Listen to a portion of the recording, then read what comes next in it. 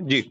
आज हमने स्टार्ट करना है बिहेवियरल मैनेजमेंट थ्योरी से। ठीक है, बिहेवियरल मैनेजमेंट थ्योरी क्या है कि हमने बिहेवियर को किस तरह जो है मैनेज करना है, एडजस्ट करना है। तो बिहेवियरल मैनेजमेंट थ्योरी जो है originating in early 20th century, 20वीं सदी के आगाज से ही ये स्टार्ट हुई थी। इसमें फोकस किसके ऊपर किया गया था? Enhancing organizational productivity by understanding and adjusting work force motivations.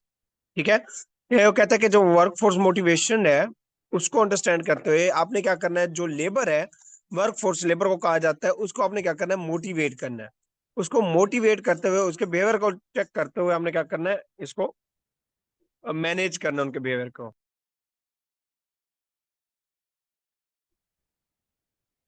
ये दी गई थी, often known as a human relation movement. इसको ह्यूमन बिहेवियरल मैनेजमेंट थ्योरी को ह्यूमन रिलेशन मूवमेंट भी कहा जाता है। It explores human behaviour at the work encompassing conflict resolution, group dynamics, teamwork, personal interest and motivation. अब जो लोग काम कर रहे होते हैं एम्प्लॉइज, ठीक है, एट द स्पॉट ऑर्गेनाइजेशंस के अंदर, तो उनके बिहेवियर को देखना है हमने, उनको मोटिवेट करना है, हर एक का पर्सनल इंटरेस्ट है उसको हमने काउंट करना है, टीम वर्क को देखना है। तो ये सारी चीजें जो हमने क्या करनी है, देखनी है इस बिहेवियर मैनेजमेंट थ्योरी में। मायोज हैथरॉन एक्सपेरिमेंट। मायोज मायोज हैथरॉन एक्सपेरिमेंट जो है इसके बारे में देखिएगा, ये बिहेवियरल मैनेजमेंट थ्योरी से रिलेटेड है। The Hawthorne experiments consisted of the two studies conducted at the Hawthorne. अब इसने दो केस जो है ना स्टडी किए थे of the Western Electric company in the Chicago in 1924 and 19 to 1932, 1924 से लेकर 1932 तक इसने चिकागो के अंदर वेस्टर्न इलेक्ट्रिक कंपनी के अंदर दो केसेस जो है दो स्टडीज की थी, एक्सपेरिमेंट किए थे। फर्स्ट स्टडी क्या थी? was conducted by the group of the engineers seeking to determine the relationship of the lighting levels to worker productivity। पहला क्या था? पहली जो स्टडी वो यही की गई कि इंजीनियर्स का एक ग्रुप था जो कि क्या कर रहा था, एक रिलेशन आपस में डेवलप कर रहा था। ठीक है, इंजीनियर का एक ग्रुप था, वो आपस में क्या कर रहा था, एक रिलेशन डेवलप कर रहा था अपनी साइकोलॉजिकल एस्पेक्ट के वाले से, यानी कि अपनी साइकी के लिहाज से। और surprisingly enough they discover that the worker productivity increase as the lighting level decrease. ठीक है, अब वर्कर प्रोडक्टिविटी क्या होती है, बढ़ जाती है अगर आपका लाइटिंग लेवल क्या हो जाता है, कम हो जाता है। यानी कि आप किसी चीज को जो लाइट लेते हैं, उन्होंने ये कहा, उन्होंने ये ग्रुप तैयार किया कि हम देखेंगे जो हमारी प्रोडक्टिविटी के ऊपर क्या इफेक्ट पड़ता है अगर हम ग्रुप बना लें और उनकी एक्टिविटीज क्या है वेरी लाइट लेवल के ऊपर हो, यानी कि आप माइनर सी जो है ना एक्टिविटीज परफॉर्म करें तो उसका क्या इफेक्ट पड़ेगा, बिहेवियर चेक किया। तो क्या होता है, अगर यानी कि लाइट एक्टिविटी से मुराद है कि जो आप अपने आप को लाइट ले लेते हैं उसको आपने थोड़ा रिड्यूस करना है, यानी कि अपनी एफिशिएंसी बढ़ानी है। जब आप अपनी एफिशिएंसी बढ़ाएंगे तो प्रोडक्टिविटी बढ़ जाएगी। यानी कि जो आप इजीनेस है उसको खत्म कर दें, आपकी जो लाइटनेस है उसको क्या कर दें, कम कर दें। until the employees were unable to see they are doing, after which the performance naturally declined. A few years later, a second group of the experiment began. Harvard researchers Mayo and the FJ Roth-Lisberger surprised a group of the five women in the bank writing wiring room। ये मैं बताता हूँ and में। They gave the women special privilege such as the right to leave their workstation without permissions, take rest period, enjoy free lunches and have variation in pay level and the work day।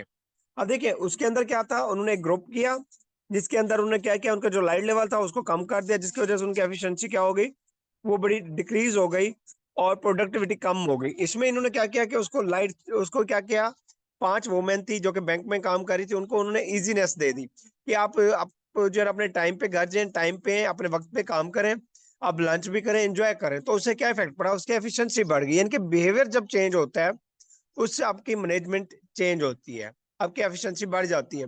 एक simple सी आपको example दूं, आप education से related है, आप school के अंदर है, अगर आपको टीचर एक आपका हेड जो है आप एज ए टीचर हैं, आपको हेड जो है वो क्या करता है, आपको फ्री हैंड दे देता है कि आप करें, आप परफॉर्म करें, आप बेहतर की तरफ काम करें, आपके पास सारी अथॉरिटी है, आपके पास सारे रिसोर्सेज हैं, फिर आप क्या करते हैं, आप अच्छा परफॉर्म करते हैं।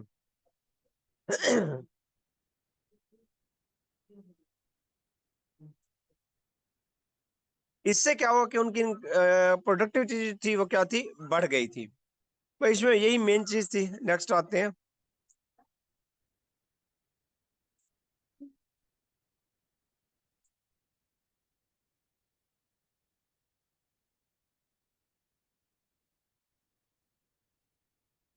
Increase the motivation and resulting productivity. Essentially, the experimenters became a part of the study and influenced its outcome. This is the origin of the term Hawthorne effect. अच्छा, इसको हैथ्रॉन इफेक्ट भी कहा जाता है, हाथ्रॉन इफेक्ट भी कहा जाता है। यानी कि आप क्या करें, इजी कर दें, सबको फ्री हैंड दे दें और एफिशिएंसी उनकी बढ़ा दें। उसके बाद this general conclusion from the Hawthorne study was that human relations and the social needs of the worker are crucial aspect of the business management. ठीक है, कि ह्यूमन रिलेशंस भी जरूरी है, social needs of the worker भी जरूरी है, और साथ साथ काम भी जरूरी है। उसके बाद है ब्यूरोक्रेटिक मैनेजमेंट थ्योरी। अब ब्यूरोक्रेटिक, ब्यूरोक्रेसी से मुराद क्या है, ब्यूरोक्रेटिक से मुराद है डेमोक्रेट, वो सॉरी, डिक्टेटरशिप। क्या हमने जी ऑर्डर कर दिया, आपने वो करना है। अब कहता है the definition of the Weberian bureaucracy as provided by Max Weber. अच्छा, ब्यूरोक्रेटिक मैनेजमेंट जो थ्योरी है, ब्यूरोक्रेटिक मैनेजमेंट थ्योरी, ये मैक्स वेबर ने दी थी। इसकी डेफिनेशन भी कि bureaucracy is an organizational structure that is characterized by many rules, standard processes, procedures, and requirements. Number of the desks, the meticulous division of the labor and responsibility, clear hierarchies, and professional, almost impersonal interaction between the employee। अब देखें, max Weber ने क्या कहा, bureaucratic किसने दी, max Weber ने, management theory. उसने ये कहा कि जो ब्यूरोक्रेटिक थ्योरी है अप्रोच, वो क्या करती है कि आपके सारे सिस्टम मैनेज होना चाहिए, डिसिप्लिन होना चाहिए, और हिरार्की होनी चाहिए। ठीक है, लॉ एंड ऑर्डर होना चाहिए, यस बॉस वाला सिस्टम होना चाहिए। तब आपकी एफिशिएंसी बढ़ सकती है। According to Max Weber bureaucratic management theory, Weberian bureaucracy is a structure that must be implemented in the big organization. He proposed this to ensure the structural operational of all tasks, huge number of the employees। देखिए, वो कहता है कि इसके जरिए आप क्या कर सकते हैं, आप मैनेज कर सकते हैं सिस्टम को, इसके जरिए आप सिस्टम को कंट्रोल कर सकते हैं इजीली, और लार्जर नंबर ऑफ एम्प्लॉयज को आप ऐसे कंट्रोल कर सकते हैं। उसके बाद है जी Max Weber six principle of bureaucracy के। कौन कौन से 6 प्रिंसिपल है? सबसे पहले क्या है जी, टास्क स्पेशलाइजेशन। हर एक टास्क के लिए एक स्पेशलाइज्ड पर्सन होना चाहिए। Max Weber argued that the well functioning bureaucracy that was been designed with the division of the labor in mind will be more efficient and productive than one without। ठीक है, यानी कि जो आपने labour अपनी तैयार की है, वो टास्क स्पेशलाइजेशन होनी चाहिए। और ये ब्यूरोक्रेसी का सबसे कामयाब रूल है कि अगर आपने बंदे रिसोर्सेज यूज करने हैं, तो जिस काम के लिए करने, तो उसमें उनकी स्किल्स भी होनी चाहिए। Without labour division people would have to do many task that they are not equipped for the everything. बस यही चीज है जो बताई है। दूसरा देखिएगा,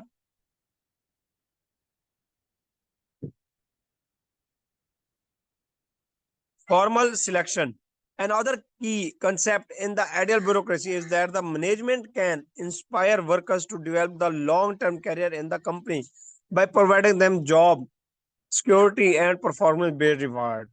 अब देखिए, फॉर्मल सिलेक्शन क्या होती है। फॉर्मल सिलेक्शन ये होती है कि आपने जो सिलेक्शन करनी है थ्रू प्रॉपर चैनल करनी है, उसकी रिक्रूटमेंट करनी है, उसके टेस्ट इंटरव्यू सारा कुछ, और जो आपने रूल्स और लॉ रखने हैं या क्राइटेरिया सेट करना है वो इस तरह का हो, और आपने पॉलिसी इस तरह की देनी है कि लॉन्ग टर्म आपके साथ जो है ना लोग जुड़े रहे। अब देखिए, गवर्नमेंट होती है वो कोई भी जॉब हायरिंग करती है, वो सारे चीजें चेक करके उसको जो है ना हायर करती है शख्स को, ताकि वो लॉन्ग टर्म के लिए उसके साथ स्टेबिलिटी के साथ जो है वो सर्विस कंटिन्यू कर सके। और परफॉर्मेंस बेस्ड क्या होने चाहिए, रिवार्ड होने चाहिए। 5 step of formal selection process in an ideal bureaucracy. 5 steps हैं फॉर्मल सिलेक्शन प्रोसेस के। सबसे पहले bureaucratic job available, which one should be applied to.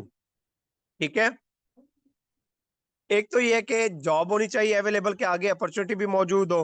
Applying for this position, उस पोजीशन के लिए अप्लाई करना है। फिर इंटरव्यूइंग फॉर दोज पोजीशन, उस इंटरव्यू के लिए, उस पोजीशन के लिए इंटरव्यू करने हैं। Selecting someone from this pool of the application to get hired, इस जो आपने एप्लीकेशंस ली थी उसमें से आपने बंदा भी सिलेक्ट करना है।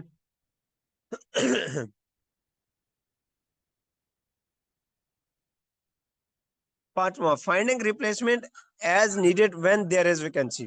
और आपके पास क्या होनी चाहिए, रिप्लेसमेंट भी आपने फाइंड करनी है। अगर कोई वैकेंसी फौरन से खाली होती है तो आपके पास पाइपलाइन में वर्कर्स या एम्प्लॉयर्स मौजूद होने चाहिए। उसके बाद है impersonal.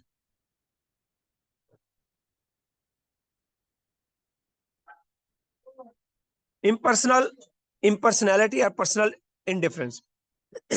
Bureaucracy should be autonomous, impersonal and impartial to achieve the goal of the bureaucracy. देखिए, अब अगर आप ब्यूरोक्रेसी का गोल अचीव करना चाहते हैं तो अभी इम्पर्सनल हो जाए, यानी कि पर्सनल ना बने, जातियात पे ना आ जाए।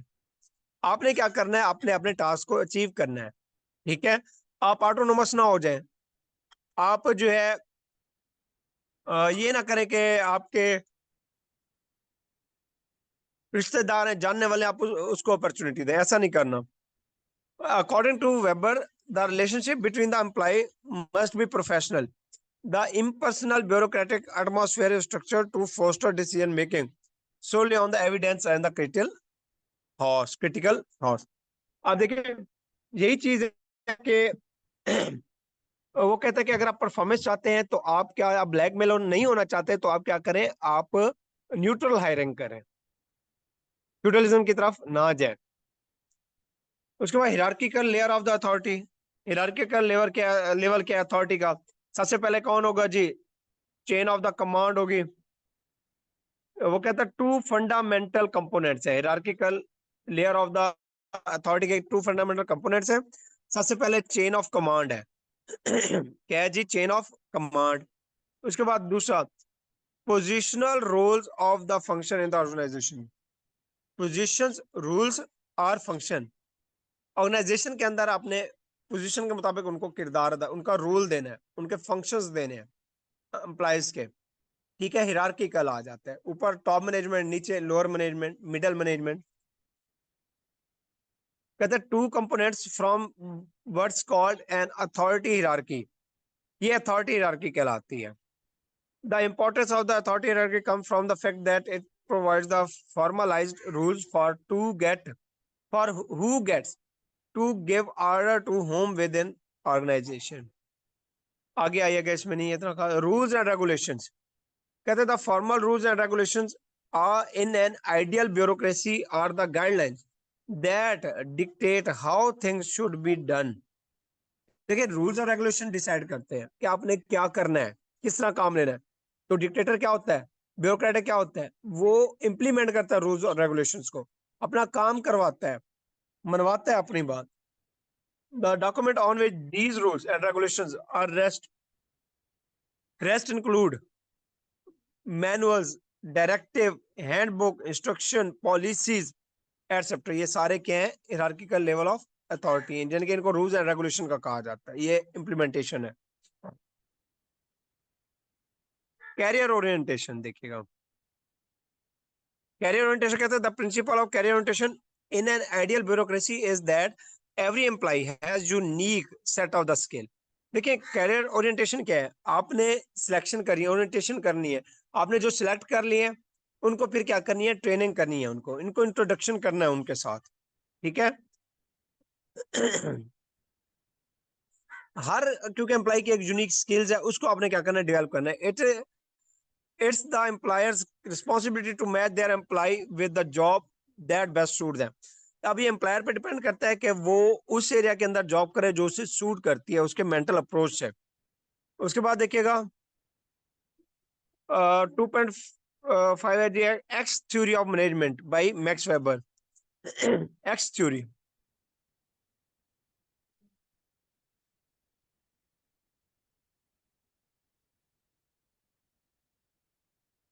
जी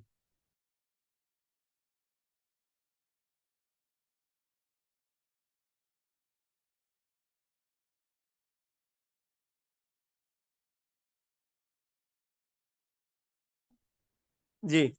एक्स थ्योरी ऑफ मैनेजमेंट क्या है?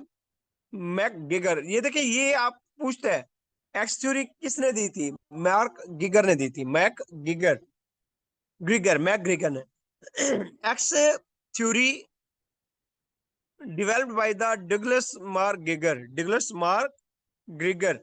Theory X assumes that employees are inherently lazy, dislike work, and must be closely supervised and controlled to achieve the organizational goal. अब देखें, अब जो एक्स थ्योरी है या मार्क ग्रिगर थ्योरी है, मार्क ग्रिगर ये कहता है कि अक्सर एम्प्लॉयज क्या होते हैं? लेजी होते हैं, वो काम नहीं करते। फिर क्या होता है कि उनको क्या करना होता है? उनके ऊपर सुपरवाइजर रखना होता है, उनको कंट्रोल करना होता है, उनकी इंस्पेक्शन करते हैं तो वो काम करते हैं। Managers who adopt this approach believe that worker need direction. जब इस तरह का मैनेजर होगा तो क्या करेगा? उनको डायरेक्ट करेगा हमेशा। स्ट्रिक्ट सुपरविजन होगी। External incentives like rewards and punishment to perform their task. उनसे टास्क लेने के लिए क्या करेंगे? उनको रिवार्ड भी किया जाएगा, पनिश भी किया जाएगा। Y theory of management by the McGregor. उसमें क्या था एक्स थ्योरी के अंदर? एक्स थ्योरी में ये था कि एक्स थ्योरी,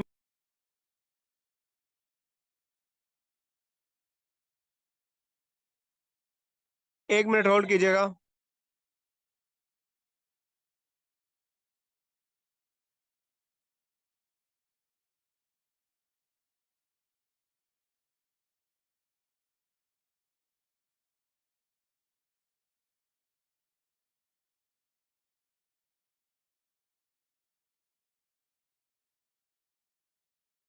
जी तो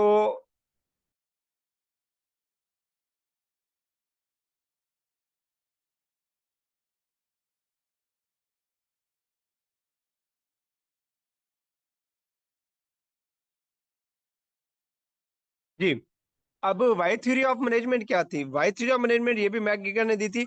एक्स में क्या था कि एम्प्लॉयर लेजी होता है, उसके ऊपर सुपरवाइजन की जरूरत होती है। इसमें क्या होता है?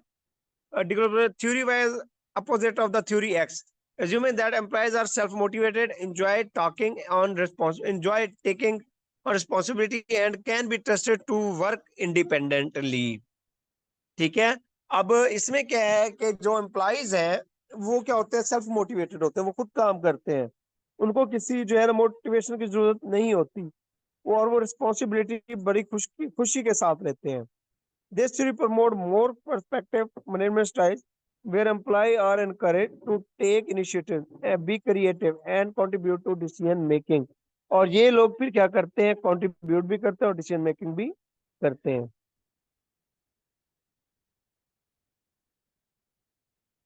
उसके बाद है Z theory of management by the William Ouchi. अब जेड थ्योरी विलियम ओची ने दी थी, एक्स वाई दोनों दी थी मैक ग्रिगर ने। ठीक है। और थ्योरी जेड विलियम ओची ने दी थी। विलियम ओची, ये पूछता है थ्योरी जेड किसने दी थी? विलियम ओची ने। तो William Ouchi theory Z focuses on the long term employment. ये किसके ऊपर फोकस करती है? लॉन्ग टर्म एम्प्लॉयमेंट के ऊपर फोकस करती है। ठीक है। स्ट्रॉन्ग कंपनी लॉयल्टी, और कंपनी लॉयल्टी के ऊपर फोकस करती है कि भी जो एम्प्लॉय है वो लॉयल हो कंपनी के साथ।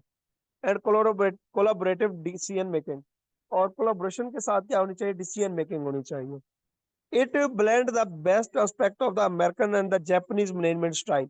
अच्छा, ये सबसे बेहतरीन मैनेजमेंट स्टाइल कौन सा है? ये बेसिकली किसके ऊपर ये पर्सपेक्टिव है? ये जापानीज और अमेरिकन मैनेजमेंट स्टाइल को जो है ना ये अप्रोच करती है, ये वाली थ्योरी। ये पूछता है अक्सर जापानीज मैनेजमेंट स्टाइल थ्योरी कौन सी है? विलियम ओची वाली है, जिसको जेड थ्योरी कहा जाता है, और अमेरिकन भी यही है। promoting job security, teamwork, and sense of the collective responsibility.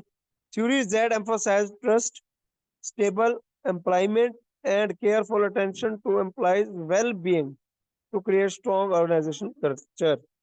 Strong organization culture develop होता है जब आपका एम्प्लॉय जो है वो लॉन्ग टर्म के लिए काम करता है। हाँ जी, यहाँ तक अंडरस्टैंड हो गया है।